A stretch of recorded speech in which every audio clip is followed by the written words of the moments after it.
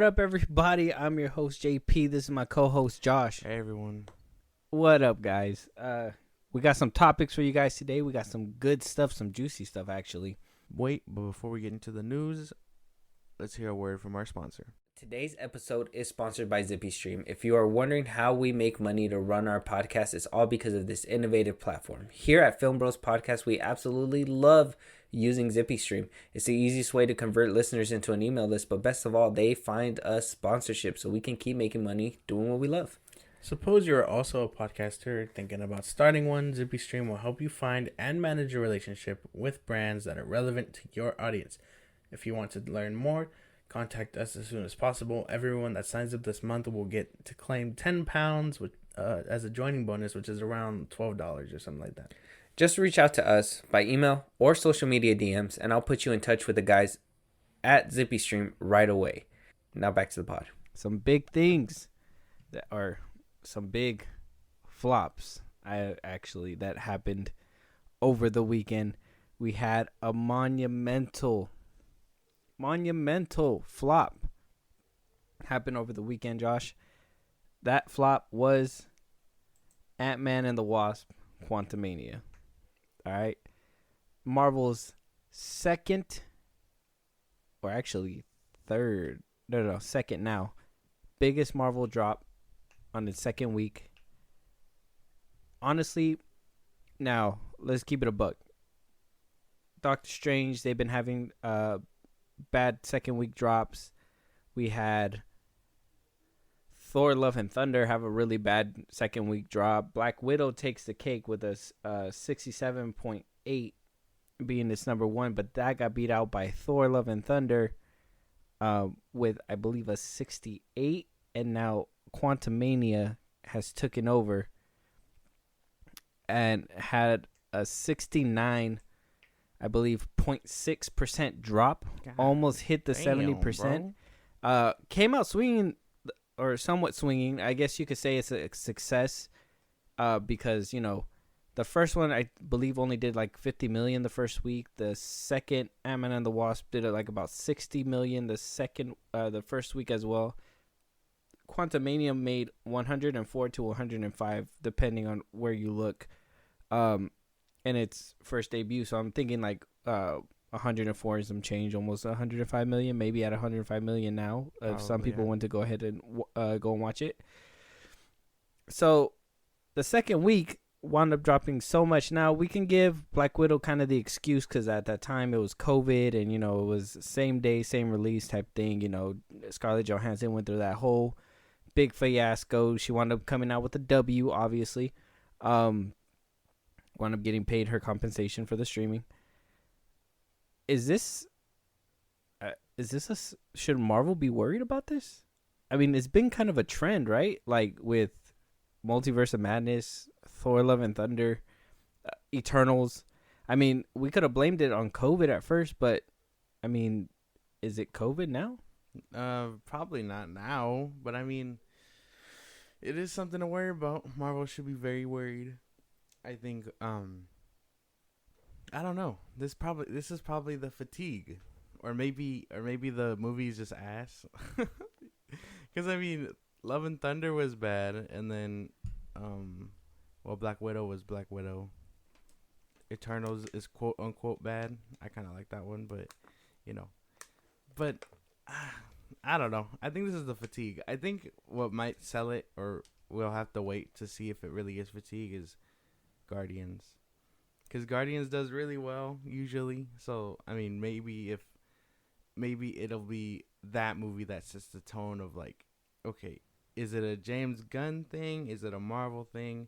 Is it the fatigue? Like, well, like, I think that one will cement it. Because, you know, all the other ones come out pretty much the same, if that makes any sense. Yeah, I mean, everybody... Well, and that's what you expect from an Ant-Man movie, though, right? Like, Ant-Man always felt, in my opinion, like that one character that was away from all that stuff, where you can sit down, watch it, have a good time. Now, I know some people were kind of iffy on the first one. Second one was even iffier. Now we get to this one. It's the iffiest. And we have people that say that they really like Quantumania, and then you got other people that say they really hated it.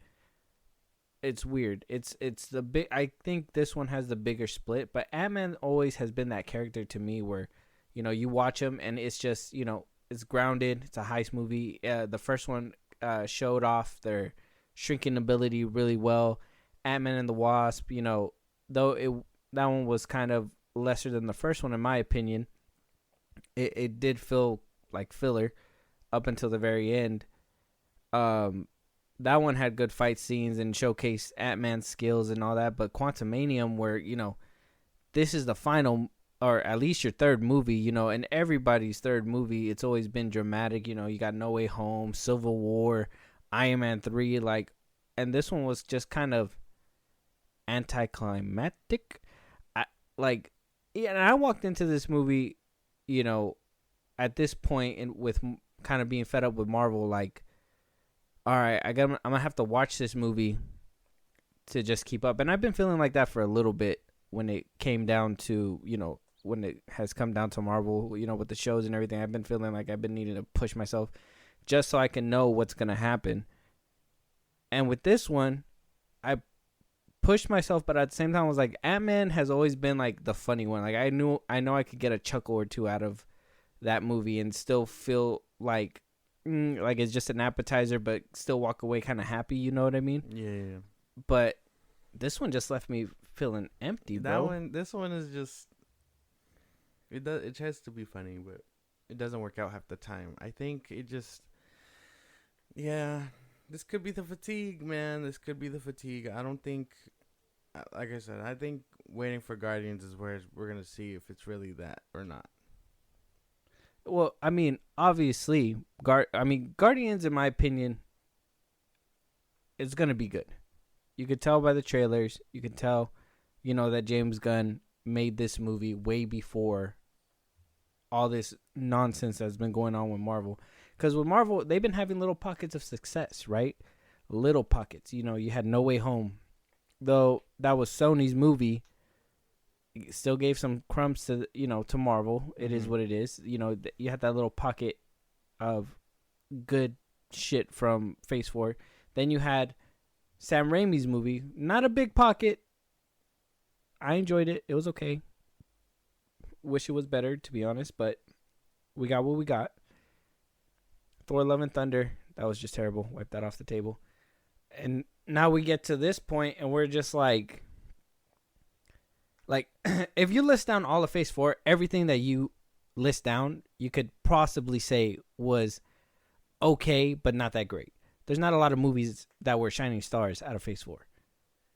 I think that one was coming. Those were coming straight out of COVID, though. That's not fair. What do you mean? There was a lot of shows more in that one, and then a lot of those movies we were coming from COVID. This one doesn't have that excuse. Well, that's what I'm saying. But at the end of the day, a story is story, and this story lacked. Dialogue was whack. The acting was pushed as far as it can go. Some of the best lines that came out of Kang was, Jonathan Majors came out on an interview and said it himself, was improvised by him. Wasn't even wrote. It was improvised. It's just, there's not one Phase 4 movie that you could sit here and tell me that is so good. Besides No Way Home. Okay, you can't say No Way Home because everybody knows No Way Home was good and it's a Sony movie. Besides that one, that you can sit here and say it was a fantastic movie. It was great from the dialogue to the CGI, like a good movie.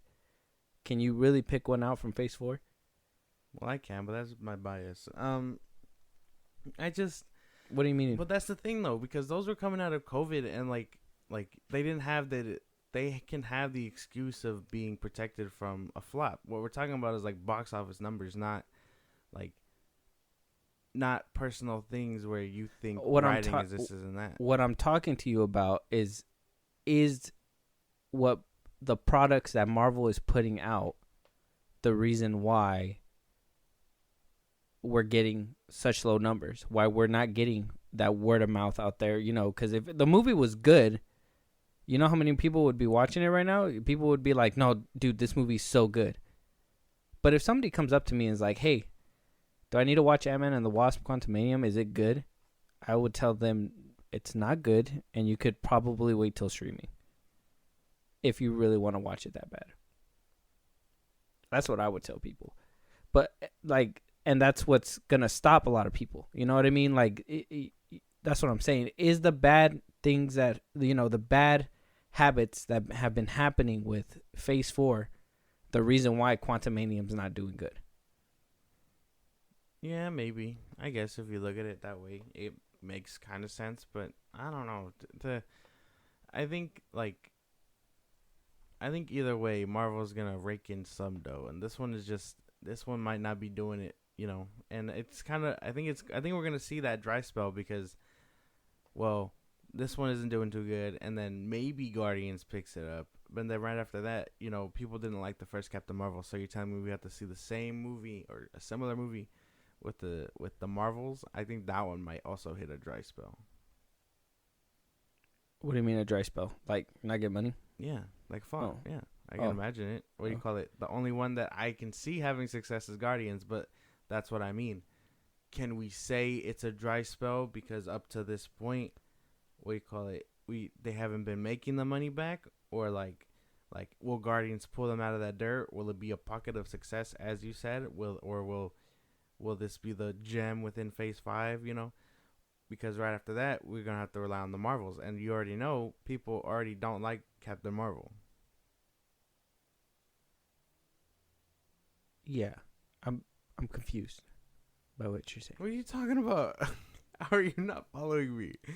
I'm not following you. Okay, I'm saying that you just said Marvel has pockets of success. You can't bank everything off of Phase 4. Yeah. What do you call it? If Ant-Man and the Wasp... if this Quantumania one was coming out swinging and it's not the best movie, is it part of that dry spell or is it just another bad thing? Guardians is going to have to be the one to say that. It's the second movie in the lineup of Phase 5. It's directed by James Gunn and stuff. People know what they're expecting. Is this another pocket of success or is this the one that's going to, you know, that people think like it's either going to fail or succeed, and that's going to set the sails for everything else. If Guardians of the Galaxy... people already don't like Captain Marvel. That's what I'm saying. If Guardians of the Galaxy doesn't succeed, I'm 100% blaming it on everything that's been coming out as of lately. I honestly believe that the general audiences are getting tired of superhero films because we haven't been getting good superhero films. Not just Marvel. In general, I mean, what good superhero movies have come out as of lately? Not really much. Marvel hasn't been producing anything Marvel standard in a while, in my opinion. And Marvel standard for me, like their highest standard is Infinity War and Civil War. Like that's when they were like on their A game and they were like fucking doing great. Like, but Phase 4 has not ever even scraped that mark, not even touched the beginning mark, which was Iron Man. I mean, if you want to say, like I said, Black Panther could have been a pocket of success, you know, stuff like that. That could have been good too, but I just think the reputation, if Quantumanium's doing bad, I just can't, like, I don't know. That's what I'm saying. Like, is that gonna be a problem for Marvel? Should Marvel be worried? Should Marvel be worried that Guardians of the Galaxy might be a good movie, but because people have been like, you know, they didn't really like Thor: Love and Thunder, they didn't really like the movie before that, blah blah blah, etc. etc. I mean, people had fun at some of the movies. I'm not saying their movies aren't fun. Some movies are fun. Like I said, Multiverse of Madness was a cool movie.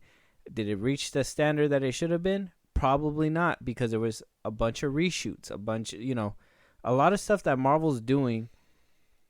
I don't understand why they're doing this. Even Quantumanium, a lot of people said that they probably changed the ending because supposedly in the original script, spoilers, if you haven't seen Ant-Man and the Wasp Quantumanium, spoiler ahead. at the end of the movie, Scott was supposed to get stuck out there in the quantum realm with Wasp. But I guess in reshoots, they wound up bringing him back and having that little montage at the end. So there was supposed to be real stakes attached to it, and that was something that, you know, I was kind of hoping for, like, oh, something was going to happen where there was going to be repercussions. At the end of the movie, there was no repercussions. So it just makes it a bad movie at that point. You had to sit through all that for nothing. What if somebody, you know, comes along and is like, well, do I got to sit through Guardians of the Galaxy for nothing? Is anything good gonna come out of that? Unless Guardians of the Galaxy holds strong, and there's actually that everybody, even the general audience, is that remember them and are like, hey, we need to go watch this third one because I've seen the first two. Well, that's all preference. I think it all comes down to like what you like and things like that. People have been saying for years that Marvel hasn't been the same or whatever, this and that, and it was way before Phase 4. I think like people were hyped to see the ending of the 10 years and wrap up the Infinity Saga, but people were just like, you know, that should have been it, and then Phase 4 or whatever, you know. But there's been always people who are always saying these things like, oh, the fatigue is there, or way before Phase 4, you know? And then you got the people that do like the movies and will go see it, like Guardians and stuff, and then there's people like us where we're just going to go see it because we know we have to stay connected before King Dynasty comes. But eventually it's going to get to that point where people aren't going to want to do all that to keep up. But people, I think majority audiences and, you know, people like Soups and things like that, like they're gonna keep watching, but not because they enjoy the product pretty much, but because they know that it's gonna keep them a hold before the next big thing. So, like, you know what I mean? Like, yeah, like they're gonna keep watching. They say these things, but they're gonna be in the theater anyway, or they're gonna watch the next show anyway. So, Ant-Man and the Wasp failing, okay. We'll wait for Guardians. And then Guardians shows up, and they're like, ooh, okay. This was either really good or bad, depending on how the movie comes out. Yeah, well, you're going to have the people that are going to go watch regardless, the diehards, but that's going to dwindle down over time. Because I used to be a diehard Marvel fan. I used to want to go watch every single one of them. I think the only ones I didn't want to watch, like in a hurry, was Guardians of the Galaxy, but I wound up getting around to them, and they're actually not that bad. So I still root for Marvel. I hope that, you know, they do get their shit together and, you know, we get good movies out of them, but we have just not been getting that as of lately, and it fucking sucks because you would think this is the beginning of Phase 5, right? Ant-Man and the Wasp Quantamania, an introduction to the big bad himself, Kang. Let's make sure that this movie's perfect. Let's make sure that it's at a level where, you know, we could take it seriously. I know it's already hard to sell, you know, the multiverse and, you know, quantum realm stuff. It's already a hard sell as it is. So the fact that we didn't get that good script, the fact that we didn't get that good CGI, the fact that they decided to, you know, we in another episode we said that, you know, they sent the VFX artist to Black Panther. We didn't get a good VFX. Maybe we'll get an updated version like how they did with Love and Thunder in Disney Plus when it comes out, but still, this was supposed to be Phase 5's. Let us show you what we got. And after all the things that we told Marvel, hey, the Disney shows aren't working, bro. We need you to restack it. What did they do? Redo She-Hulk's ending and called it a day. And then we go to the movies. Hey, what you guys are doing ain't working out for us.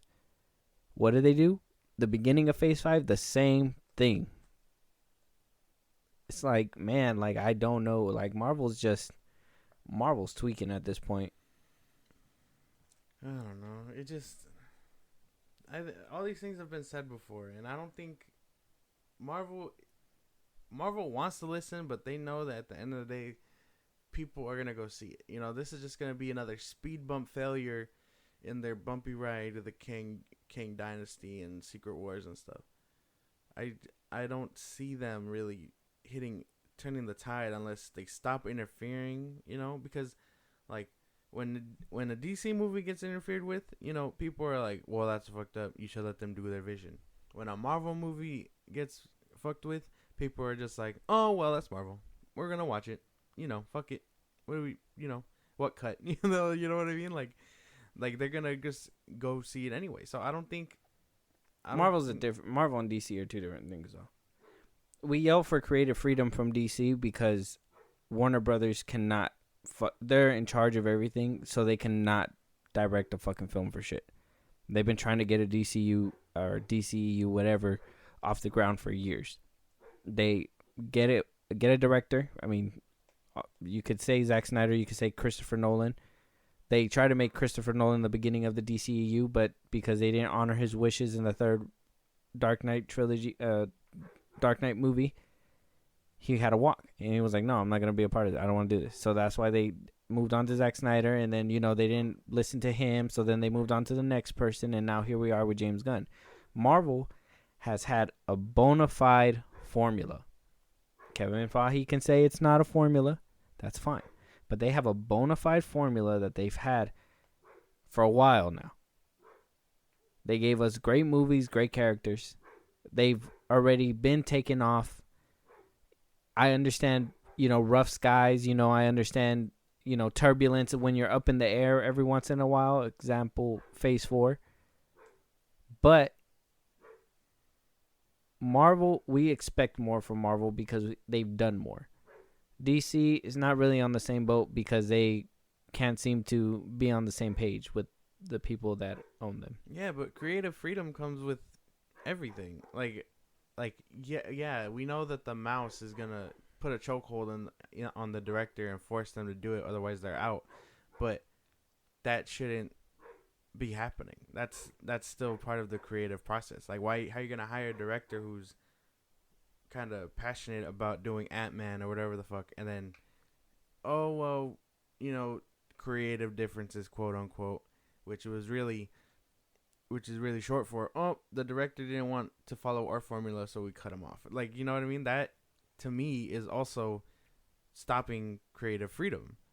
And then what they did with Sam Raimi could have probably gave us the best like horror film Marvel thing. But he was cut short by the mouse and Feige. So, like that's still creative freedom to me. And to say that, like, WB not listening and, Marvel not really, like, nipping it in the bud type of shit, it's the same thing.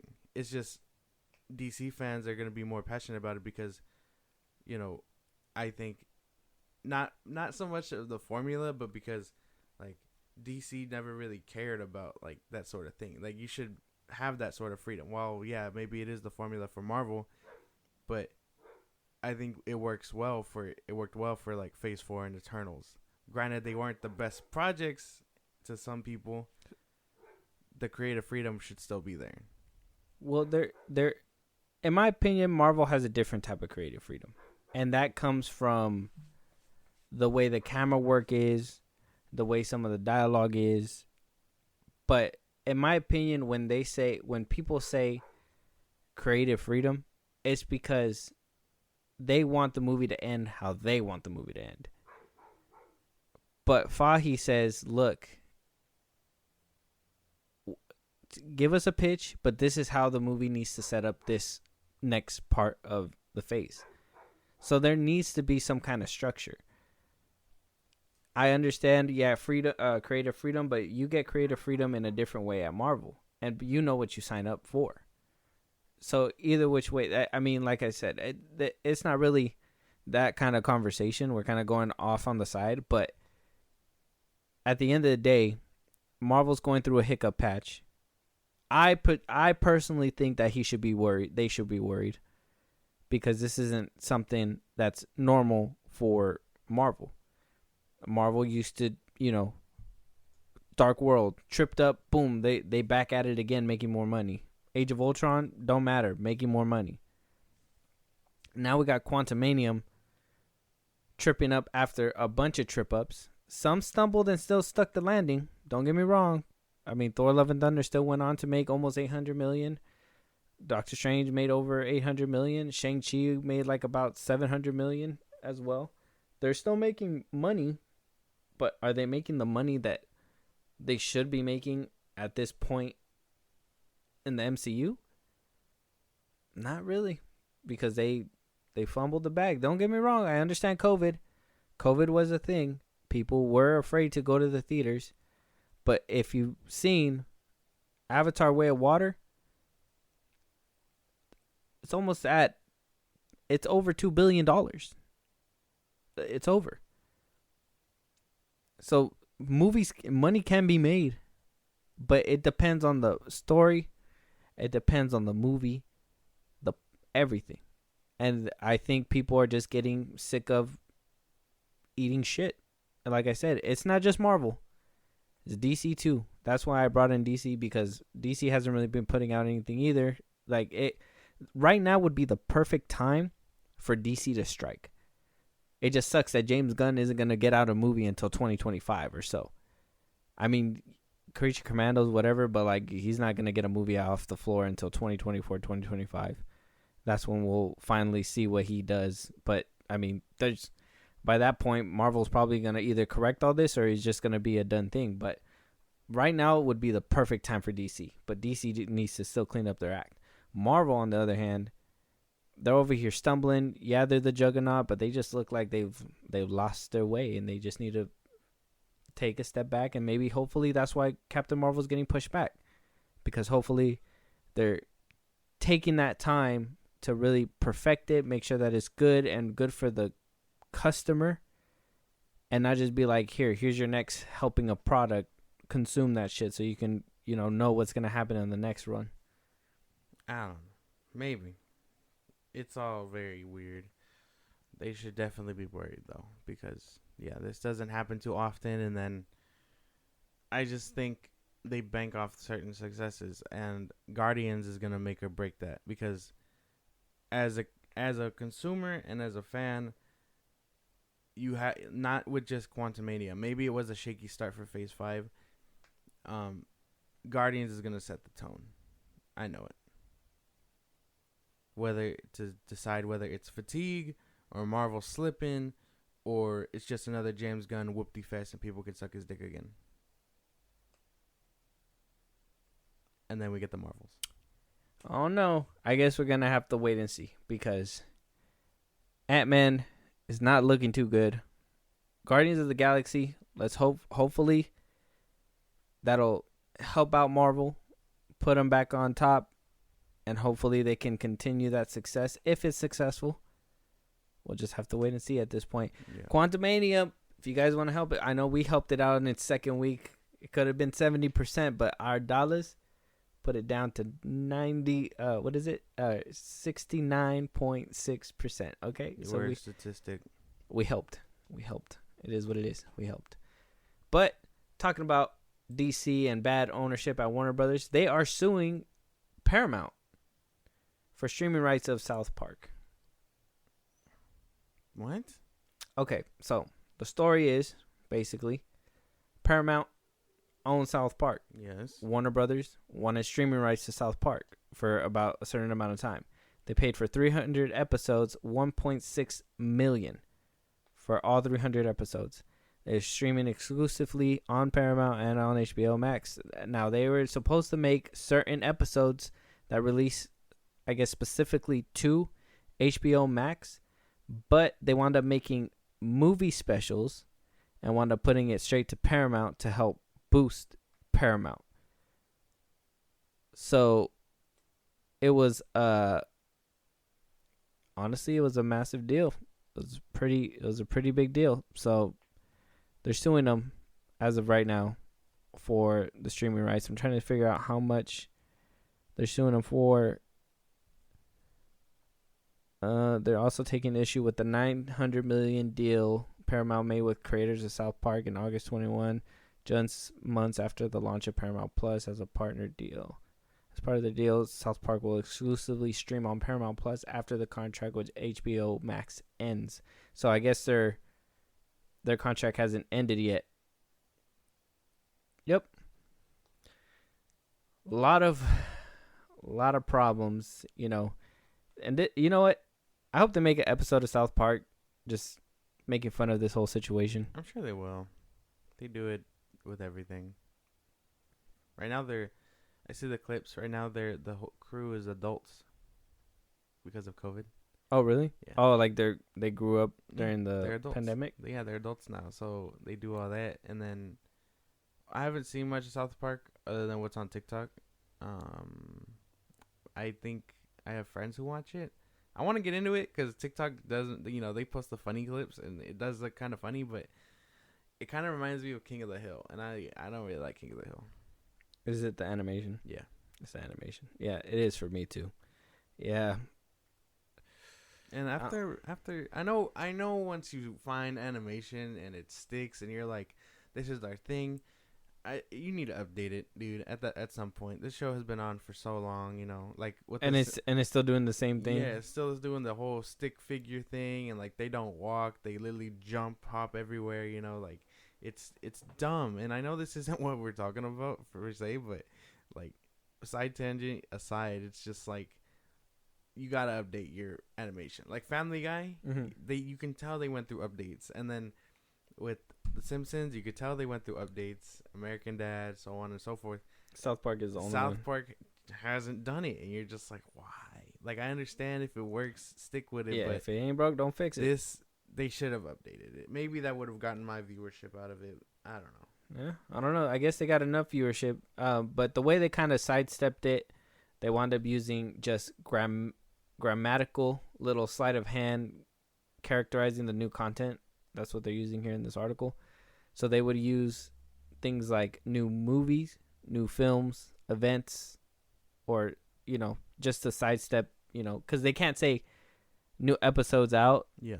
Because it would be breach of contract. So they've been making some with MTV because they had a deal with the creators, MTV, Paramount, and they're putting out these event films and stuff like that and sidestepping obligations. So Paramount's kind of being a little shady, if it's true, but at the same time, I mean, if HBO Max paid what they paid for, and they're not getting their product, yeah, if they're, in my opinion, it's a loophole, right?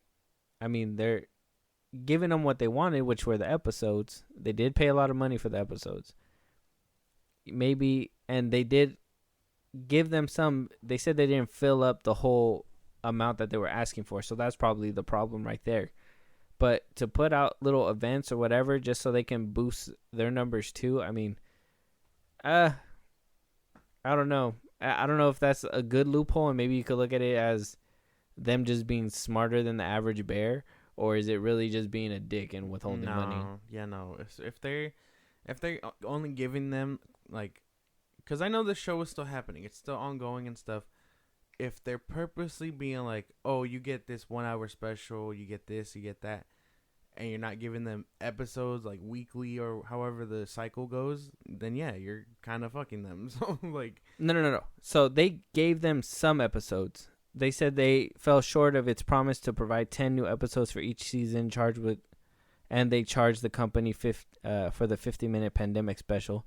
So they didn't fulfill that, but they were giving them episodes, and they were saving like the Streaming Wars Part 1, the Return of COVID, saying that it's a new movie or a film or event to kind of sidestep and make money on the side with South Park while they were giving episodes over here to Warner Brothers. So it's Paramount withholding those things. Yeah, Paramount didn't give up the movie and the shows and stuff. Yeah, the movie and special should have went to them, but they were using it to boost their own platform. Oh. So that's what I'm saying. So that like, sounds kind of shady though. So Warner Brothers Discovery basically bought the episodes, like all the episodes. Oh, but they didn't. They're saying that they didn't buy the event films, the movies, and all that. Oh, yeah. See, now it's clicking in your head. That still sounds shady. That still sounds shady as hell though. Like to be like, to label it as like something special and then be like, oh wait, you didn't pay for this. Is like, no, I paid for South Park. You're making hour-long episodes. we want that. You know what I mean? Like, you should give it to them because it is what they paid for. Just because you make it an hour long and then you slap special on it doesn't make it anything, you know? That's what Teen Wolf did with their new movie. That's what it felt like. You watched it yet? I have not.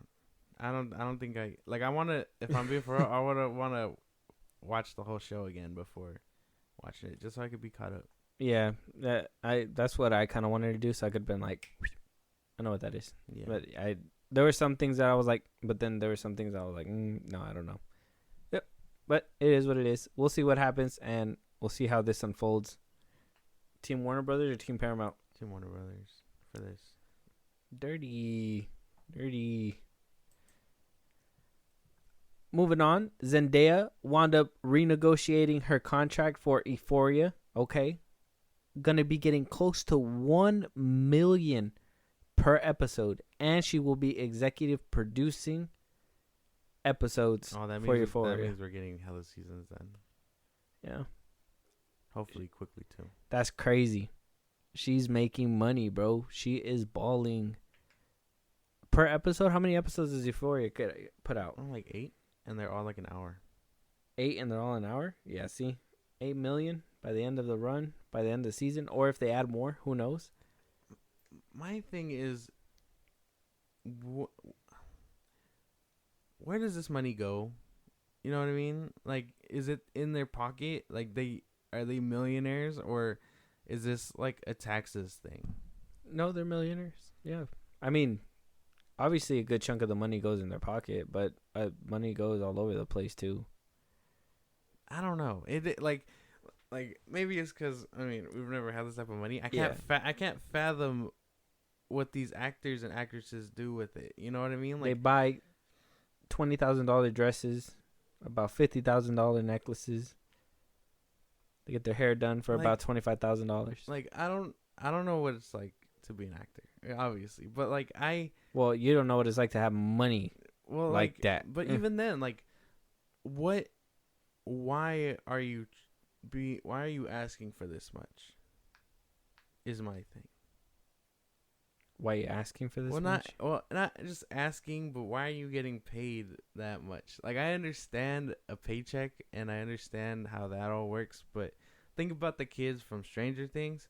Maybe it's because they've had longer seasons and stuff like that. They've been doing the role since they were children. It's kind of fair to give them this much for episodes and seasons, and it's wrapping up, so they're trying to get the last bag.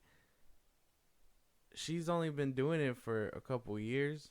COVID stopped the rush of the second one. Mm-hmm. Like, this is like asking for like MCU type of money. You know what I mean? Like if they were to ask her to be MJ and she was like, okay, but I want to be paid just as much as Tom Holland. You know what I mean? Like, yeah. I'm having a hard time wrapping my head around this sort of thing. Well, I mean, you don't think actresses deserve their money? You don't think actors deserve their money? Because, I mean, don't get me wrong.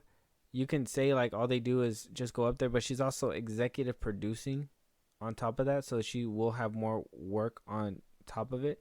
But making that kind of money for a series is good money because it's, how do you say? Because she's not only a superstar, obviously. She makes movies. She's in the MCU. She was in a $1 billion MCU movie. So she's in high demand. She's somebody that people want. She's like, and for her to stay on a TV show, because now over the years, it has gotten muddy or like kind of mucky between that line of TV and movie, but you would never see a movie star in a TV role. Now you can kind of see it because they make limited series, stuff like that. They're kind of like movies and they get them to sign on, but you'd never see them stay on a TV show this long because it can ruin one's image for movie stardom, whatever, blah, blah, blah, blah. It's all hypocrisy over there in Hollywood. You know that. But because of that, that gives her leeway to be able to negotiate more. And this article, it kind of compares it to, it says Zendaya will reportedly earn Friends money for Euphoria. Jennifer Aniston was making about $1 million per episode. all the cast was basically making $1 million per episode. Why? Because they're in high demand. How many series did they seasons did they make? Like about 12 seasons of Friends. So at some point they're like, well, we want to move on, so you want to make it worth my while or not? And so they pay him more. I don't know. The longer you stay, the more money you make. Okay. Maybe you're not getting what I'm saying. I understand that. I understand asking for a paycheck. You just don't know how to spend it. You do this for however long, but like, where does the money go? That's my thing. Like, what? Like, is it for their pocket? Are they doing something with it? Are they paying off things? Like, do you get what I'm saying? Yeah, it's going everywhere. They gotta pay things off. They also buying their hair. They're, like I said, buying their dresses. They're buying all kinds of things. They gotta buy all this stuff. That, like, you think that she's pushing a Honda Civic? No, she's probably in a Rolls Royce, a Bentley, bro. She's probably driving in all kinds of nice, lavish stuff. Has security guards all over the place. Like, that costs all kinds of money, bro. The richer you are, the more you gotta, like, protect yourself. Well, so money has to go more places. I don't know. Hey, good for her getting her bag, I guess. Here's to hoping that we get that kind of money one day, and we could see how it is. Well, I wouldn't even know what to do with $1,000, let alone $1 million, dude. I don't need, like, you know what I mean? Like, it's just, to me, like, I don't know. I can't fathom it. Like, Leonardo DiCaprio type money, Beyonce type money. Like, I couldn't. Yeah, no. I couldn't fathom. Gotta get your bread up. We'll get there one day. One day. Moving on, we also got word of what's going on with Gina Carano's Cara Dune in The Mandalorian. So Dave Filoni was basically getting questioned and was asked, hey, is Cara Dune going to be addressed on why she's not in The Mandalorian anymore? For context, she was on The Mandalorian for the 2 seasons. She was there for the 2nd season, right? She was, yeah. She wound up getting canned before the 3rd season because of some of the tweets that she was putting on at the time. I believe they were about the whole BLM movement and all that stuff. And, you know, SJWs and all them decided to cancel her. So she is now canceled, effectively. Oh, trying to get uncanceled by Ben Shapiro, trying to make movies over there for Daily Wire. It's not really working out for her. But Dave Filoni basically said, Cara was a big part and continues as a character to be part of the world. It had to be addressed in the creative, and Jon Favreau took the time to think about that. It was something that was discussed, as we knew it was going to have an impact on the show, but at the same time, what has been at the heart of the show are the 2 characters, Din Djarin and Grogu. So ultimately, it felt like a servicing of that and around the Mandalorians. Then they ask him, so is Cara Dune out there in the universe just bounty hunting? And Filoni said, it's a big galaxy, and we have many characters in it. Many characters are fighting for their screen time. We'll just have to see as the season unfolds what the adventures are. But it's a great character, someone who was vital to Din Djarin's beginnings. We'll see if he has evolved beyond that. And then he says, now season 3 is mainly dealing with Mandalorians and the Mandalorian saga and the Mandalorian tale. There's different characters he's met since Bo-Katan, who take a lot more prominence, which makes sense where his arc is going, the story of him and Grogu specifically. So he basically tiptoed the question and basically said, she's not coming back in season 3 and we're not going to talk about it. I kind of hate that. I kind of hate how they don't, like, it's one thing to just be like, yeah, she was problematic and this and that, and then there's another thing to just not address it at all. Like, if someone, like, this is what I mean by these people tiptoeing these questions. Like, why can't you just be like, oh, she's not coming back, bro? I don't even, you know what I mean? Like, just say that. Be straight up. Just be like, oh, well, you know, her character hasn't really been discussed because we've been doing this and that. To argue, to say that characters have been, quote unquote, fighting for their screen time, dog, you shoved the Mandalorian in the Book of Boba Fett. Like, I don't want to don't tell me that that people are fighting for screen time when you literally control that shit. You know what I mean? Like, you stuffed homie in a 6-episode thing about Boba Fett. There's no way. You might have a point, but now me personally, I don't think that she should have been canned in the first place. Kind of liked her character. Sucks that we haven't honestly seen her at all ever since the firing, because I thought she was actually a good up and coming like wrestling actress. So it kind of sucks. Do I understand? I kind of understand. But at the same time, I'm like, but you're right. I think that they should at least address it. At least be like, oh, Kara's out sheriffing or something. I don't know, because she was a cop at the end, right? By the end, she was approached by the rogues, and then she was supposed to get her spinoff, and that never happened. Yeah, squadron one. Yeah, so at some point, they should just be like, oh, well, yeah, she's doing her own thing, and you know, if the road leads up to us finding her again, then all right. But I don't think just being like, oh, well, you know, characters and this and that, and then bullshitting your way through it isn't the right way to go. It really isn't. I think he should have been a little bit more direct, but it's okay.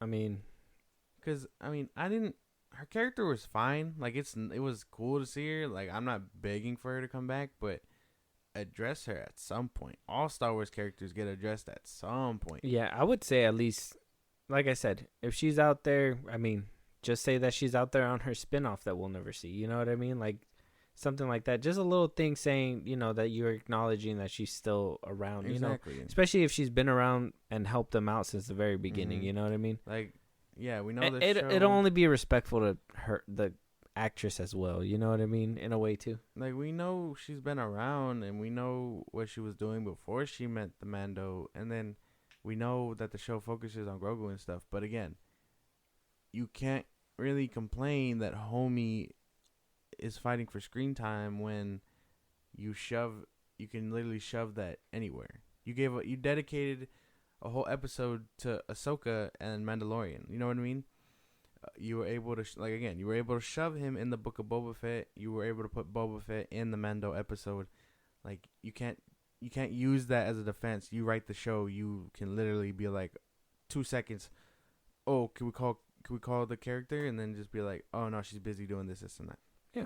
So we'll see if we get an explanation. I'm not sure if we will. Probably not. Like, I think Bo-Katan was a good way to like exit her out, because I'm pretty sure that's who they're making her be. She's the female in all this. You know what I mean? Bo-Katan? Yeah. Well, now. To Mando. But now. That's what I mean. Like, after her, she's the chick now. She's the one helping him, and you know, not just for the lack of. No, because I think Bo-Katan and this one is gonna be his against him because of the whole sword. Because of the black saber. Man, I swear to God. I'm telling you, I didn't. Better not try to take it from my boy. I'm telling you, I think that there is gonna be a thing like that, but I think at the end he will come out probably being cool with her or whatever. Yeah, that, or we'll see. Maybe they have somebody else in mind to fill in that role. You know, maybe it's just him and Grogu, who's, you know, because he even said, because it's always been about him and Grogu, and it's like, no, it wasn't. Yes, it was. Damn. Honestly. Well, yeah. Get rid of the baby alien. It's always been about them, and you know, at the end of the day, that show is gonna service them. That's the whole point of the Book of Boba Fett. Him sticking him in there, and then like you can sprinkle Ahsoka in an episode to lead it for her and her own spinoff, but to argue and be like, well, there's too many pots in the cooking. There's too many cooks in the kitchen. That type of shit. To be like. That's why we never heard of her. Like, it's ridiculous. Come on, Dave Filoni, be for real. Tiptoeing. It's all right though. We'll see what happens. Good luck, Gina Carano. Hopefully we see you again somewhere. I have not seen her in a minute. So moving on, Sherlock Holmes 3 is happening, but Guy Ritchie says that it's up to Robert Downey Jr. whether or not it's gonna happen. Apparently the ball's in his court. So we know that we got a couple spinoffs coming out because of the Sherlock Holmes movie that's RDJ is going to be basically executive producing. But we still haven't heard anything from a Sherlock Holmes 3. Now, we did hear that it was going into pre-production early 2019, but then when the pandemic hit, it went on hold indefinitely. Now, we're kind of getting word that Guy Ritchie basically was asked, hey, are we getting another Sherlock Holmes 3? And he said, well, honestly, I left this up to RDJ. So Robert wanted to be in charge of this. The ball's in his court, so he's in charge of the script. He's in charge of the whole thing. I've moonwalked out of that until there's a time for me to get involved. So RDJ's ball. He has to write the story and all that stuff. I mean, I think he was the writer for both of the Sherlock Holmes movies. And honestly, I'm a big fan of him. I think he did really well. Jude Law is a great partner to him. Watson, yeah. I have been waiting for this movie. It's nice to hear that something's happening about it, but the last one we got was back in 2014 or 2011. We got the second Game of Shadows. I thought it was already too late back in 2019. Now we're in 2023, and we're probably not going to get it till maybe if he even put some gas into it, we probably wouldn't even see it till maybe 2025, early 2026 maybe. I don't know. Maybe at this point it's just time to say the franchise is gone. Honestly, yeah. There's a lot of other Sherlock adaptations around right now. They used to have the Benedict Cumberbatch show, like the one he did, and then, well, if you want to count the two movies with what's her name, and the Enola Holmes one. Oh yeah, with Henry Cavill. Those two technically count, and then, well, if you want to count the one that, what's his name, the dude that played Elf, what's his name? Will Ferrell. Will Ferrell, and the one he did with what's his name? That the Step Brothers. Yeah, that comedy one. So I mean, C. Riley. Yeah, there's a good amount of adaptations out there of Sherlock. Whether they're good or bad, I haven't seen Enola Holmes or not, but I hear the Cumberbatch show does a lot better than these movies. Haven't seen it, but that's what I hear. So yeah, this one might be dead in the water unless RDJ is just somehow like, yeah, let's do it, but I don't know. I don't see it happening. Yeah, Enola Holmes is good. I haven't seen the second one. I need to watch that one. I heard that one was good too. Yeah, and I thought he was gonna get right on this movie after, because the reason why he kind of put it in the back burner is because they started needing him more in the MCU, so he made himself more available, I believe. So I thought after, him going away, that after, what was it, Endgame, that we're going to see him in a few more movies, that we're going to actually see this happen, Sherlock Holmes 3. But no, we just got a Dr. Dolittle movie, and he just disappeared. Now we're getting him in Oppenheimer, which is cool. I totally forgot he was in that Dr. Dolittle movie. Yeah, no, nobody watched it. I didn't watch it. I think I started watching it with someone, and then halfway through I was like, this is ass. Yeah, no.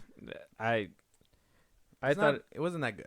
No, it wasn't. And then I totally forgot, yeah, he is going to be in Oppenheimer. I think he was taking a little hiatus after the MCU is a good thing. Yeah, because the MCU was, using him a lot, eating up a lot of his time. Like, there was no way that he was in that many things and he could be in anything else after the fact, So I think just giving him that time to relax and reset before he starts making things. So maybe we could see it, but I doubt we'll see it after all this time. Who knows? Yeah. If Keanu can get Constantine 2, who knows? That's true too. I mean, if he winds up making it happen, sure, I'll be down to see a Sherlock Holmes 3, but it's not like, Avatar 2 where I'm going to be there, opening day to go watch it and stuff like that. I do like the Sherlock Holmes movies. I don't know if you've seen them. I remember them vaguely. Everybody remembers the slow motion stuff though. That shit's clean. Hey, shut up. No, I'm just kidding. No, but I think, I don't know. I can see it happening.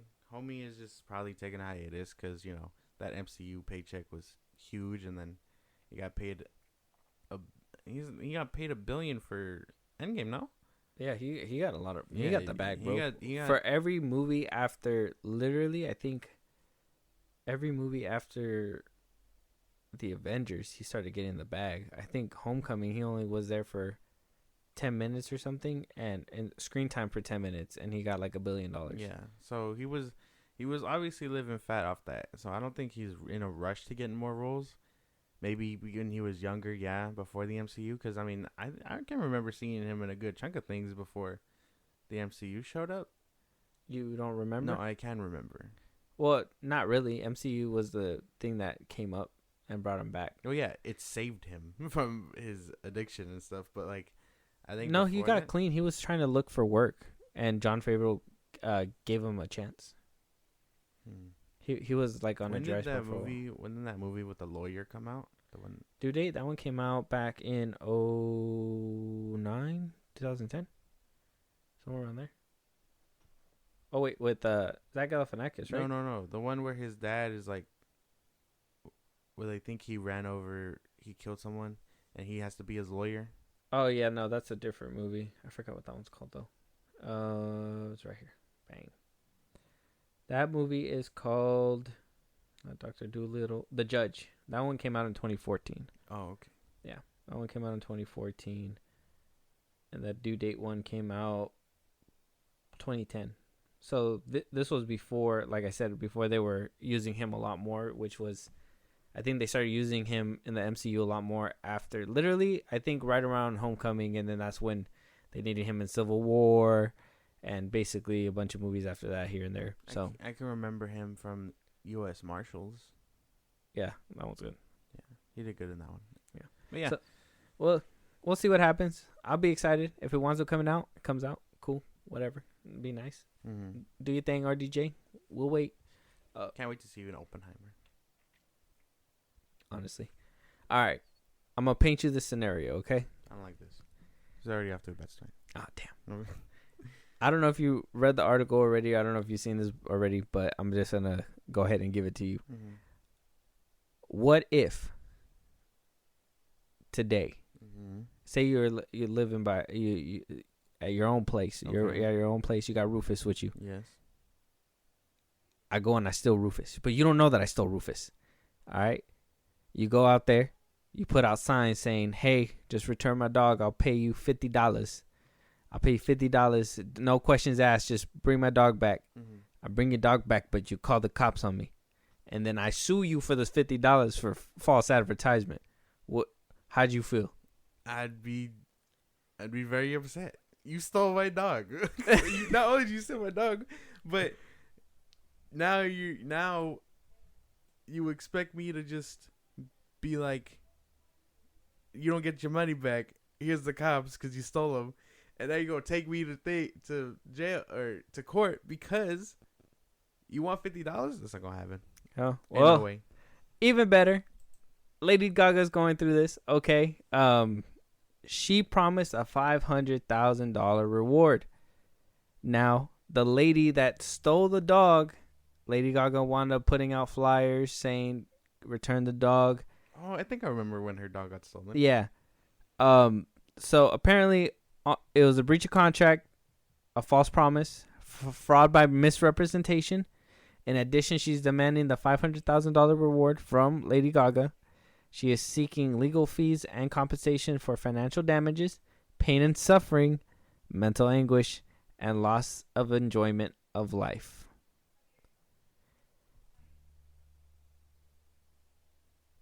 The lady is? The lady's asking Lady Gaga for all this. So she's asking for the $500,000 reward. On top of that, she's asking for all these other extra damages to herself.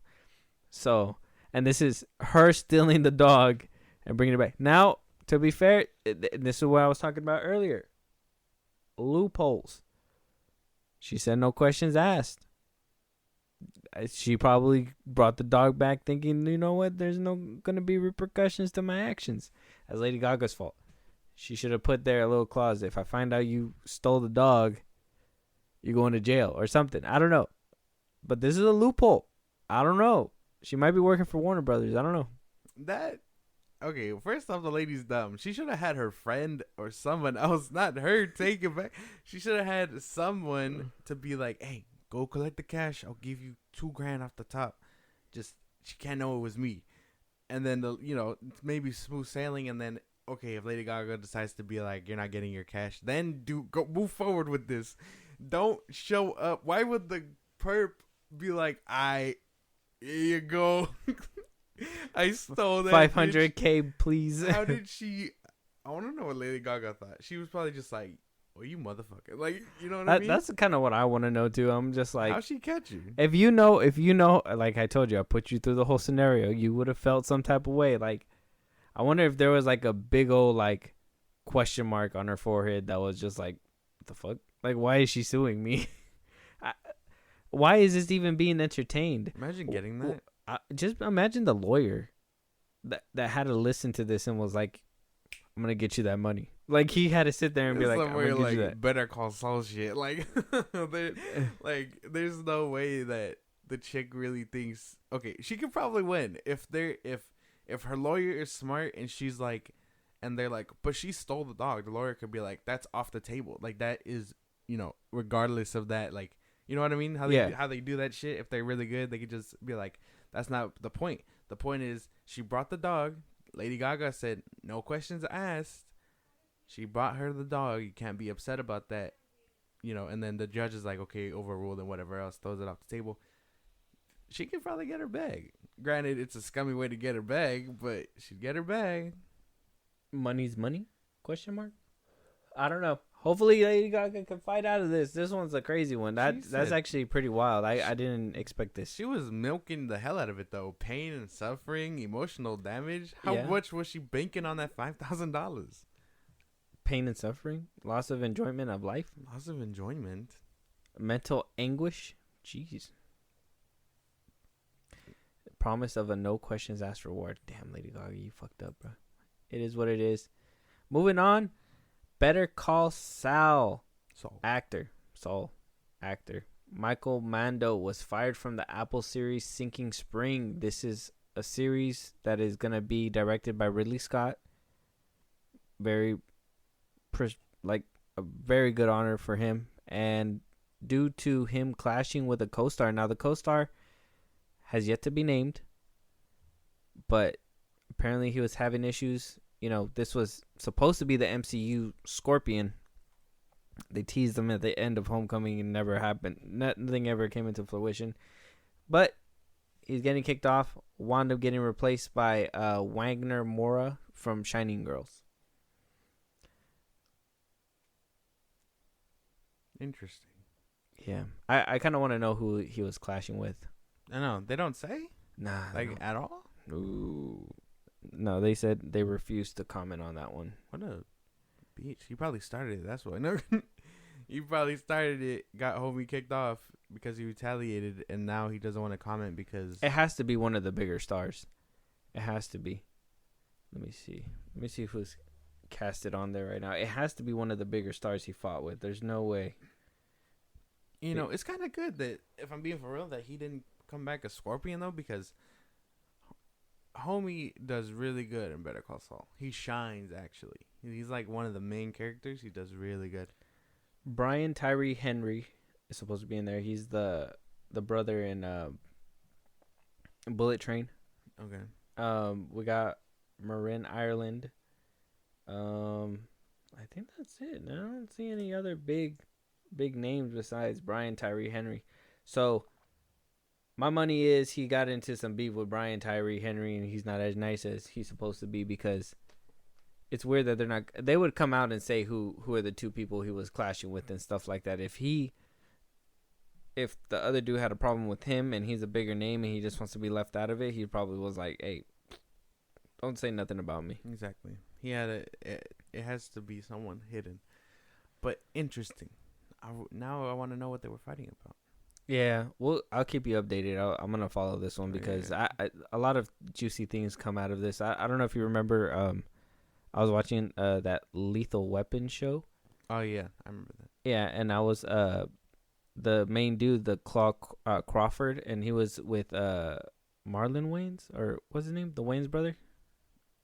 The bald one. Yeah, he was in My Wife and Kids. Mm-hmm. Yeah, that Wayans brother. Apparently, Crawford was very reckless because he directed a couple episodes, and he wound up the Wayans brother wound up getting a piece of his ear shot off because of an explosion. Goddamn. Wound up having to go to the hospital because I guess he fell off something, and that he was just like, "Oh, shake it off."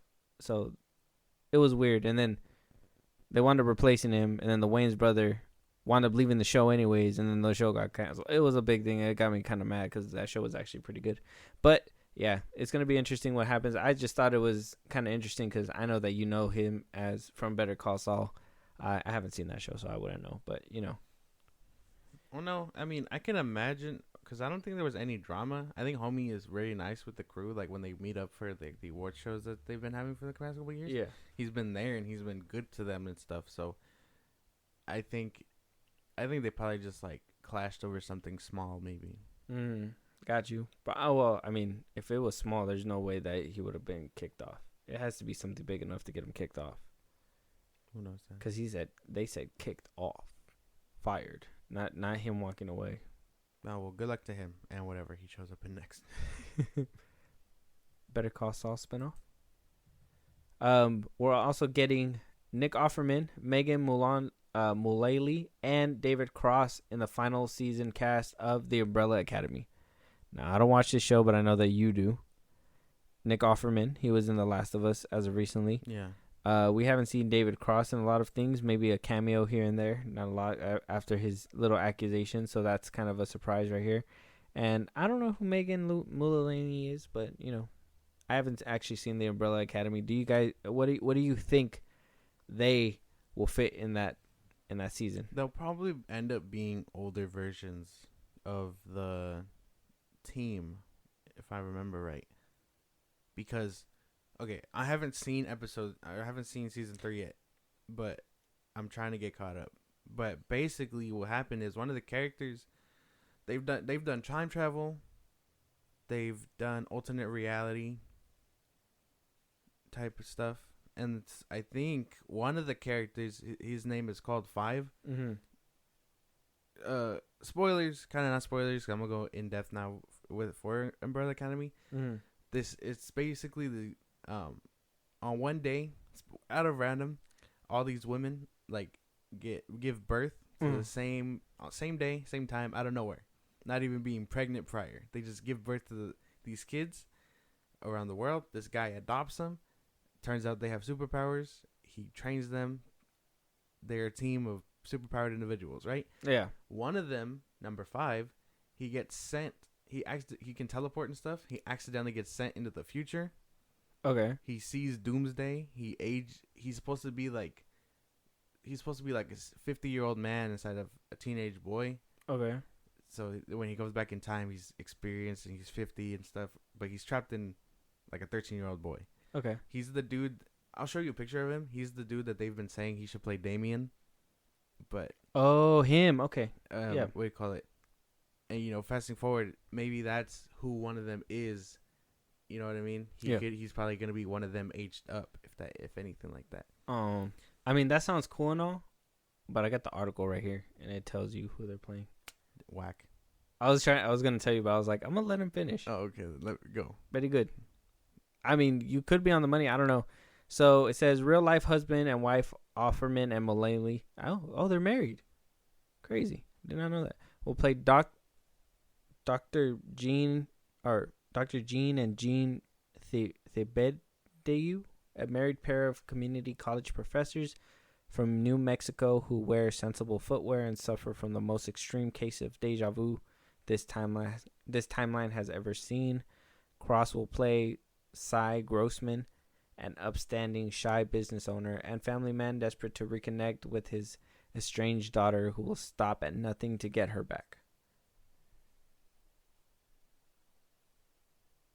So were you on the money? No, It was nowhere near that.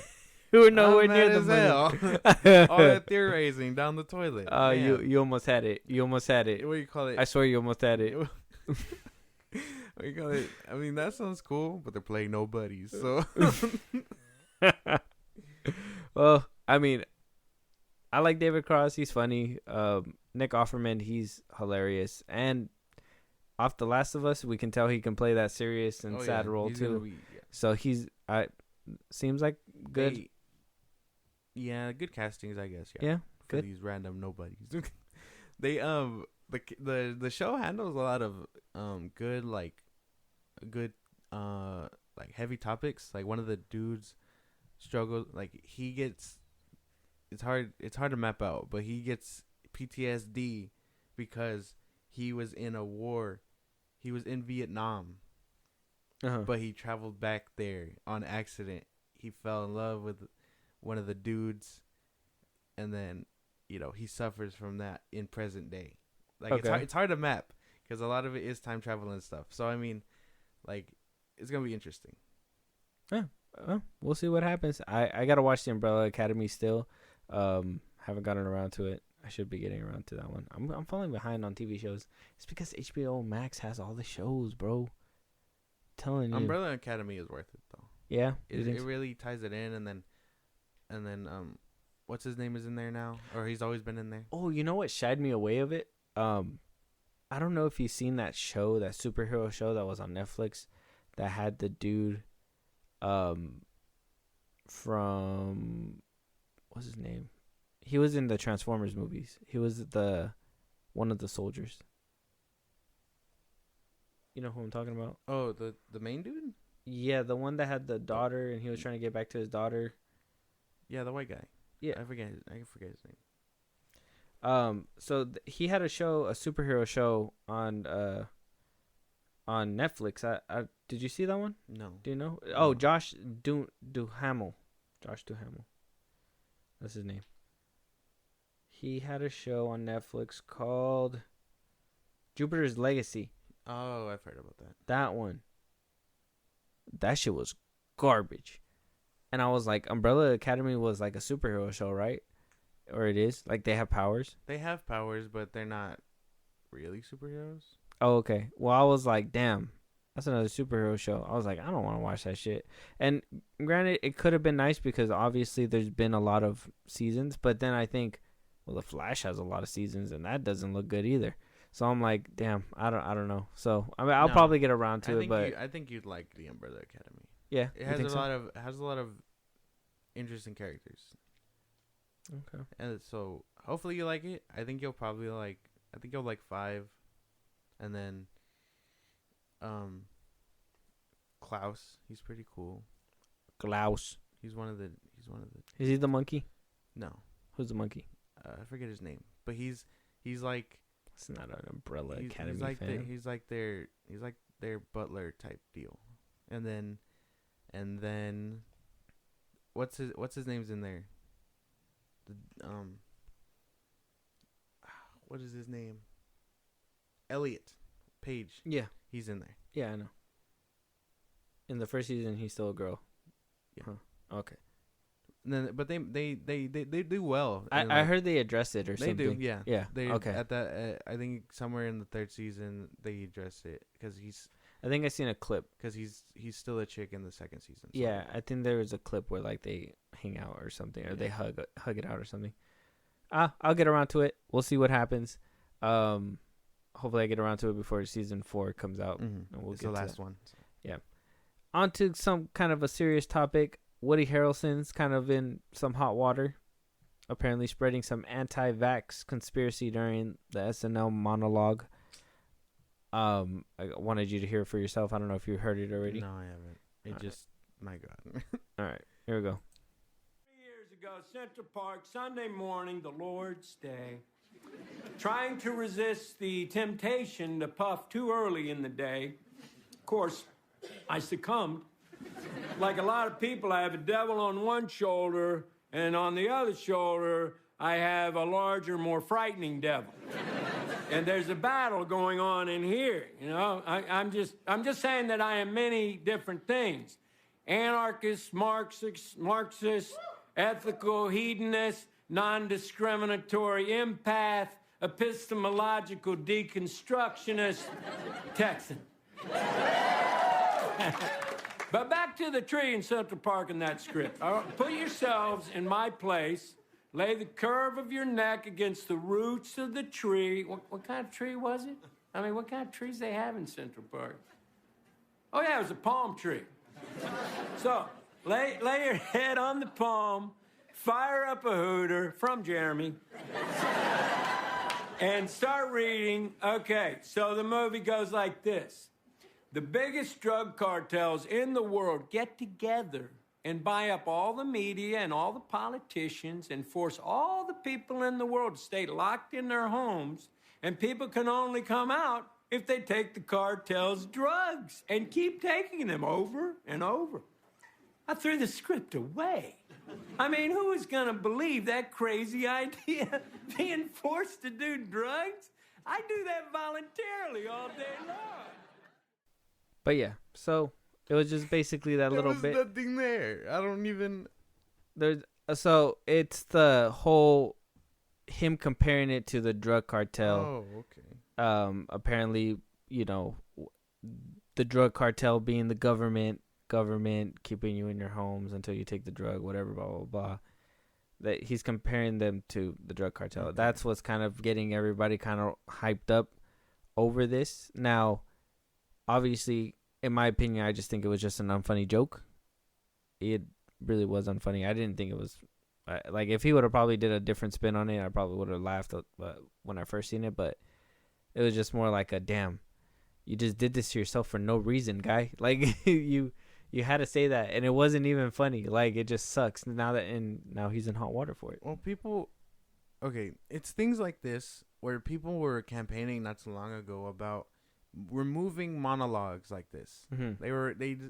They were deciding that SNL should remove the whole monologue thing, because then you give people platforms for unfiltered talk about stuff. Dave Chappelle's been on it twice, and each time the first time he talked about the transgender stuff when he was in quote unquote hot water, and then the second time he talked about Kanye, and then people were misconstruing it and saying that he was being anti-Semitic, when all in reality he was making fun of Kanye for being anti-Semitic. So people were campaigning like, oh, you should get rid of the monologues, because then it's an agenda for people to push whatever they're doing and this and that. But I'm like, well, that's kind of whack. You know what I mean? Because like SNL has always done monologues for this sort of thing, for their guests or whatever. Okay. I think that sort of thing is what makes the episodes shine a bit. Like if you're on the show and you don't do music, because usually music artists do get a spot or whatever, you should be able to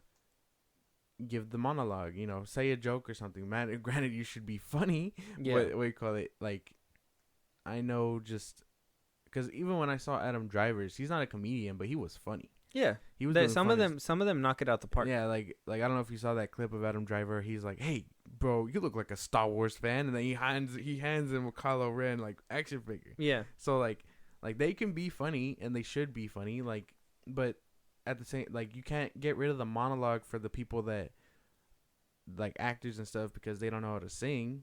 So does that mean you want to get rid of the singing portions of the performances too? Like Kanye, or when Eminem was on it, he's been on there like twice, and he had a rap set and this and that. Mm-hmm. Like, getting rid of the monologue is kind of dumb. That's a dumb thing to do. Granted, I think it should be a little bit more regulated, because it does feel like they can do and say whatever they want unfiltered. Well, that's the point. That's the point of the opening monologue, is to basically be able to say whatever you want, get people on your side, which is, like I said, it's a good thing. But there should be, in my opinion, there should be some kind of, well, I mean, then you're repressing free speech if you regulate it in some way. I just think it's stuff like this where, like you said, it's happened before. People misspeak. They say things, maybe, like I said, maybe in his head that was funny. I don't know who hyped it up, because I know they do rehearsals. I don't know who was like, yeah, man, you got to do that joke. I don't know who told him that. I'm not even mad about it. Honestly, I'm just like, hey, we got the drug. It's fine. Who cares? But I'm just like, why? This is kind of like the question you asked earlier with like the money. It's more to me like I wouldn't have done that. I wouldn't have said something like that was gonna get people riled up, unless that was his intention and he just wanted to poke fun and just get on people's nerves just a little bit. But I mean, I don't think so. I don't think anyone, because he was clearly joking, unless he was like Kanye and that one episode where he was preaching and Pete Davidson was talking about it. He was like, he was up there with his manga hat and people weren't telling him anything. Yeah. And he was just like, well, I want to keep my job, so I'm stepping away. And then you could physically see him leave the stage. You know what I mean? So like at a capacity, I'm sure he was joking. It's just, it didn't land in that audience. Obviously people are going to feel a type of way about it because it wasn't funny, Jokes and stuff like that nowadays are being construed and things like that. Because think about Bill Burr for a second. I don't know if he's ever been on SNL. I'm sure he was maybe at one point, but like, I don't know. But like, homie jokes about women and the old ways and whatever he jokes about. He's hilarious. I haven't seen any of his specials lately, so you would know more about that. But like, they're always trying to cancel him for what he says, but he doesn't give a fuck. Like, who cares? You know what I mean? Yeah. They're just jokes at the end of the day. And people like J.K. Rowling said. Granted, this isn't funny. He meant it as a joke. Yeah, and that's what it's fine. Not a big deal. I'm not mad at you, Woody Harrelson. I'm not mad either. Just get better material, funnier material, and then you wouldn't have to be in this situation. Exactly. It is what it is. Another thing that is happening as of right now, Timothée Chalamet went on Instagram and basically confirmed there's undergoing some reshoots for the new Wonka movie since the 25th of February. So got some reshoots going on, which is kind of weird. For those who don't know, this movie's supposed to be a spin-off and a prequel to I believe it was 2005's Johnny Depp one. 2005's Charlie and the Chocolate Factory. So he's supposed to play a younger Johnny Depp. Doing some reshoots. I know the movie's supposed to come out in December 15th. So doing some reshoots earlier in the year doesn't really scream trouble, because a lot of studios nowadays literally plan for that shit. Like, they literally put a little certain date where they tell the cast to come back, like, these are going to be reshoots because we know that we're going to have to touch stuff up. So I don't think it's a bad thing.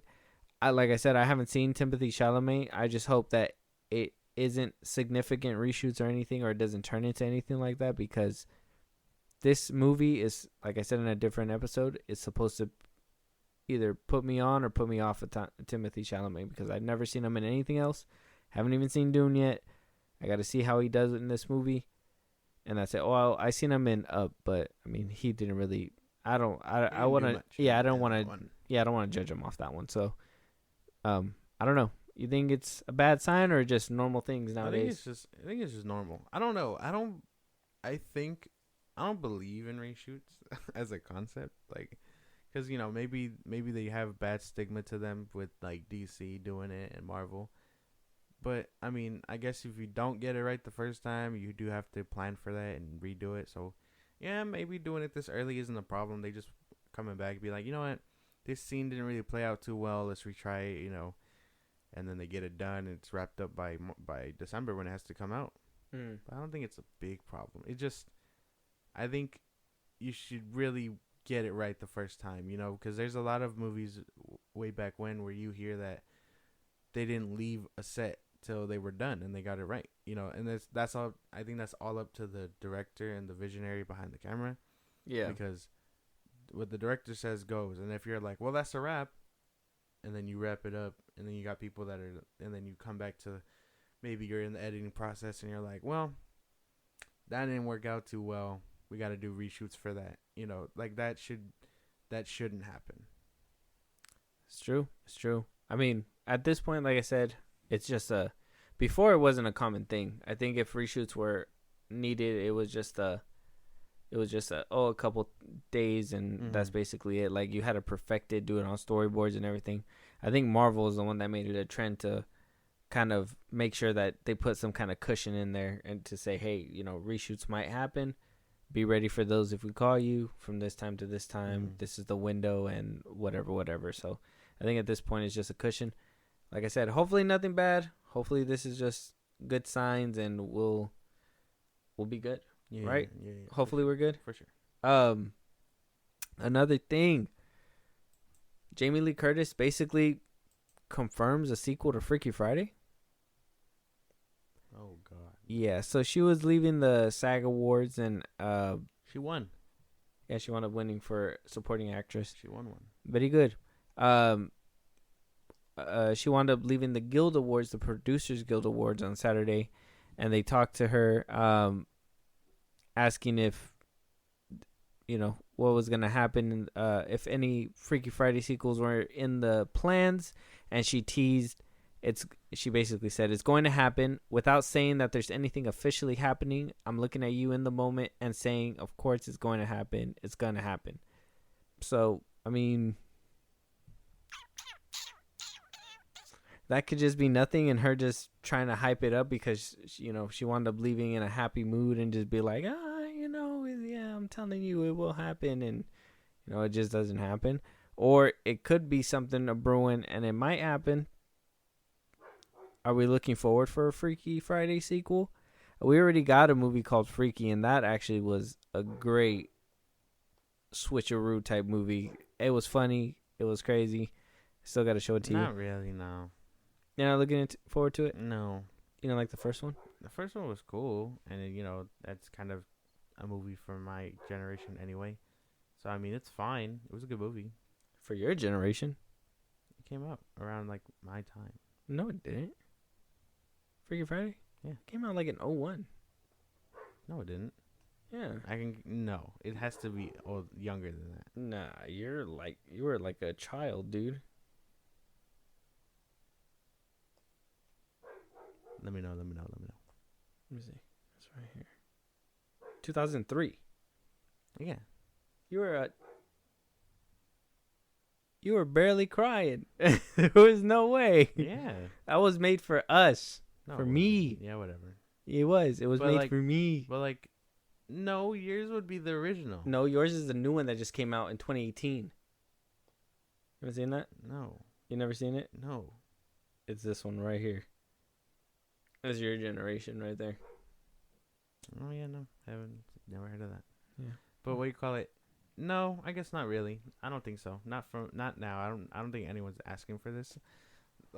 That's my thing with some of these people. Why are you randomly asking about a movie that came out 10 years ago if there's never been anything in the works ever? You know what I mean? It's because of successes of legacy sequels. Top Gun Maverick, everything is getting sequels nowadays. Everybody wants to know if there's going to be another movie that's going to come out from that. Halloween got a new trilogy. Scream's getting revived. Etc. We got a lot of things coming out. Creed is a legacy sequel. So it's like everybody just wants to make money on a for sure thing. I think that's the problem with general audiences nowadays too, is that everybody wants a for sure thing. Nobody wants to go into a movie and take any chances. Everybody wants a for sure thing, Josh. And I'm not saying you're general audiences, but I think you're also one of those people that suffer from that. I don't think so. Yeah, I think a lot of people don't like to, Everything Everywhere All at Once was kind of like one of those out of nowhere, but at the same time, you can kind of blame it on the multiverse thing that was happening in there because it was hot because of Marvel. What other movies? The Last Duel, that Ridley Scott, that movie bombed. Nobody wanted to watch it. It was something that was, medieval. Nobody wanted to go see it. I think people just want to see for sure things. Maybe. But I don't know. I don't see this happening. I mean, to be honest, I think this is the same. This goes the same with Sherlock Holmes. I probably would have wanted to see this maybe if it was sooner, but at this point, it's just like if it happens, it's cool. But if it doesn't, then I'm just like it's cool too. I'd rather just live with the memory of the first one and just be cool with it. Yeah. Good. But this one, and I mean, if you really want to go even further back, I really like the 1978 one too. It's not that bad. I don't know if you ever seen it. But that's the OG one. That's why I remember the original. The OG 1978. Well, I remember I haven't seen it, but I know it exists. Oh, okay, yeah. If you want to go all the way back to that one, I think it's then on Disney Plus. I think so too. I think it might. Yeah. Yeah. Fun fact: I wound up seeing that old one day because I was going through channels, and at the time it was cable, right? And you're able to like look through, Mm-hmm. and I wound up seeing that it said Freaky Friday, and I was assuming it was this one with Lindsay Lohan and Jamie Lee Curtis, and I clicked it. It was just starting too, and it wound up being like super old, and I was just like, "What is this?" And I wound up watching it, and I was like, "This is Freaky Friday." I was like, "That's crazy." I didn't even know. I think that the Freaky Friday was the movie that kind of put me on that. This was a remake. Oh, yeah. I think that's where like I had that little like, oh my god, their remakes exist, and that's actually pretty crazy. But yeah, so Freaky Friday sequel, like I said, if it happens, cool. If it doesn't, we'll see what happens. If you guys are excited for that, I don't know. It'll be interesting. You know what's funny? What's funny? You got me thinking about when I first heard of remakes. Because I think growing up, that wasn't what Hollywood was doing when I was growing up. So I think the first time I heard about it was when just before The Amazing Spider-Man was coming out. And then I heard that they were taking him back to high school, and I was like, wait, why? What happened to Toby? And then that's when TASM came out, and I was like, oh. That's when you got reboots? That's when I heard about like reboots and all that. Oh, so Spider-Man was your reboot thing. Mm-hmm. Damn, they be rebooting that guy way too often. Well, yeah, and then it was the first time first time for me where I was like, reboot? What are you talking about? We just continue. Where's the fourth one at? Yeah. So like, I think that was the first time when, not just Hollywood was like, we gotta reboot it, but because I can't remember a time from when I was self-conscious and watching movies to being like, well, what's a reboot? Because Hollywood never did reboots along that time, I don't think. Yeah, I think reboots started becoming a thing like, I want to say 09 and up, or 08. I think that's when reboots became a thing. That's when they were just like, hey, we need a reboot for everything. Yeah, because everything was getting like sequels. Yeah, or Clash of the Titans got brought back. Mm-hmm. You just got a bunch of like all these movies. But then you got those movies that were, at the time it was still fair game because you did have those movies that were new and had new style and people were still giving it a shot. Yeah. But at this point in time, I don't think it's happening anymore. Sadly, unfortunately. I hope it happens. Fun little tidbit. Yeah. But also, I sent you a picture earlier. Vin Diesel working out or posting a picture for Furia. Wound up captioning it Furia Friday. I wound up looking on his Instagram and wound up seeing a couple other concept arts that we have not seen. And I showed you this one. I remember showing you this one. And after the news hearing that he's ramping up on, getting the new Furia coming, the new Riddick movie coming out. I know I kind of asked you earlier, but I kind of wanted to see what you say now. Do you think he will get beefy to play Riddick again? Yeah, I think so. Hopefully this isn't just PR, and he is doing something about it. He is getting fit, because last time we talked about this, we were thinking about the possibility of, what an older Riddick would look like. And he like, you can't lie. He's still kind of big in the Fast and Furious movies. Like, he does look a bit out of shape in that one, I think he looked a lot more fit, obviously, in the older ones.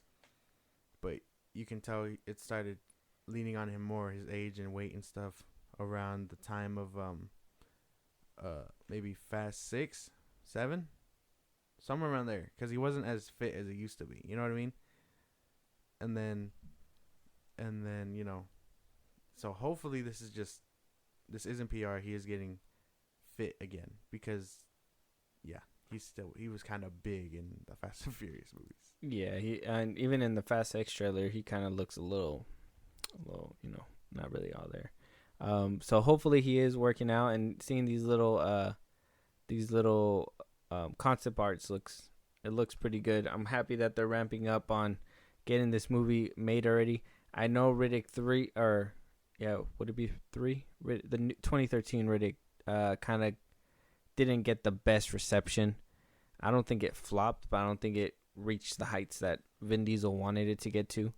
So I'm hoping that this one kind of puts Riddick on the map, because the thing is that Riddick's been kind of taking long hiatuses. I think it's kind of good, because in a way it kind of keeps Riddick at the same level. And I mean, or maybe it's bad that he's not showing it enough attention, because I mean, Fast and the Furious, he showed that shit love and attention because of Paul Walker. Now he's all the way at 10, built it up to this insane juggernaut movies that people are gonna go watch. But Riddick hasn't reached that spot. Do you think this? Do you hope this one gets there? Do you think this one might get there? Yeah, I hope so. I think maybe because the first ones didn't have the whole superhero thing behind it. I think in a world of, you know, this superhero genre stuff, this movie can thrive properly. And you know, he's not a superhero per se, but it's science fiction enough to be like, okay, this is different. He isn't a superhero. He's a prisoner, whatever. You know. So I think it'll work. I hope it does, because I would want to see more. I do like these movies. Yeah, but like I said, long hiatuses, long strides. They're kind of like I said, the Freaky Friday situation, even with the Sherlock Holmes situation. He'd have to treat this as like a soft reboot type thing to reintroduce who he is, because all the younger audiences aren't gonna know who he is. Yeah, and that was my thing too in the 2013 one, because like they had people from the second movie in there, which was great connection, but they had to literally he had to really literally narrate what happened and waste all that time. And I mean, it's good the way he kind of did it, and I like that they put the people in there to kind of show that it's connected, but I feel like that's what kind of dragged the story in the beginning, was having to hear all that all over again. And maybe as somebody as a fan, but I as a fan, it's fine, I guess. I mean, I necessarily don't need it, but I guess the cool visuals were okay with it too. In general, it's a lot better to show than tell, you know what I mean? It's true. Show your audience, don't tell them everything. So he could just, in a quick thing, maybe recap the first things of his story so people are caught up. Or he could just be like, well, I'm Riddick. I've been this, and that. I'm here now. We're moving forward. Yeah. And so this one's not suffering that, like I said, Freaky Friday Sherlock Holmes thing where it's too long. I don't think so. 2013, barely recording it 10 years later. Probably not going to come out to maybe next year. He's been busy with Fast and Furious, dude. You can't be bothered too much, because he has been doing other things. Like he wasn't like out of a job. It's not like he did the third one, went on hiatus from acting, and now he's all of a sudden into the role. He was busy with Marvel and Fast and Furious. That's true. And then he did like Bloodshot. I still haven't seen that movie. I haven't seen it either. But I hear is it good? It's a DC movie, and that it is semi-good, like decent. I want to check it out. I'd be down to check it out. We could we could do a review on that one and totally like rip it to shreds or give it praise. I'd be down for that. Cool. Yeah, we'll take a look at that one. Because I totally forgot it existed, and then I think I seen a clip of it on TikTok somewhere, and I was like, I forgot this movie existed. Yeah, I forgot it existed too. Whatever happened to that one, I don't even know. Who knows? But Vin Diesel getting into shape. Hopefully it's great. We'll see what happens. Last but not least, we got the Stogie back. Arnold Schwarzenegger coming back to actually Netflix for, I believe it's a series called FUPAR. It's a little teaser. It'll come out May 25th. Yeah, it's unclear whether it's a series or a movie. I'm assuming it's a movie.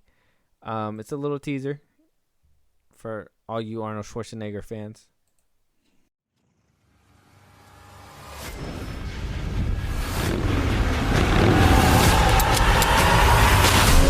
I'm back, baby. Ow! Ow! That's what you get for being sentimental.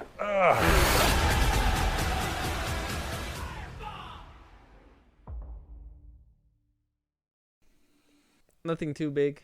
Off that little teaser, he's too old to be doing this shit. Just saying. I'm not mad. I love me some Arnold. Too old to be doing this shit. Yeah, he does. It doesn't look too good because of his age and everything. He's too old to be an action hero. How are we supposed to see him in the Expendables? I don't know. I don't know.